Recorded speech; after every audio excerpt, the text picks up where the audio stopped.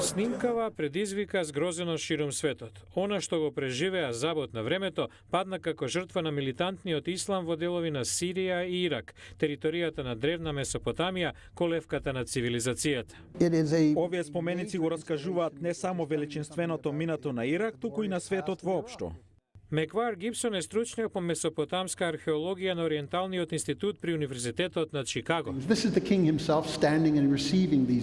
Вели неодамнешната деструкција во музеот во Мосул и во древниот асиријски главен град Нимруд била со намера да предизвика жестоки реакции, но додава дека според претходни искуства, како при деструкцијата на Ирачкиот национален музеј во 2003, милитантите може го користат тоа како параван за криумчарање на помали и исто така вредни предмети. Археолозите како Гибсон се обидуваат да ги лоцираат тие артефакти и да ги вратат во Ирачкиот национален музеј. People trying to safeguard their heritage. They are what we would say monuments men now. They are heroes.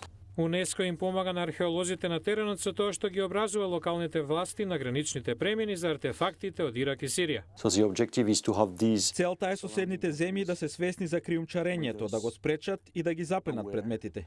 Ова не е лесна задача. Ирачкиот национален музеј во март беше повторно отворен по 12 години пауза. Од него недостасуваат околу 15.000 артефакти кои што исчезнаа за време на војната 2003. Вчера Американскиот оддел за домашна безбедност соопшти дека во Ирак вратил 60 вакви предмети кои што биле прокриумчарени во САД.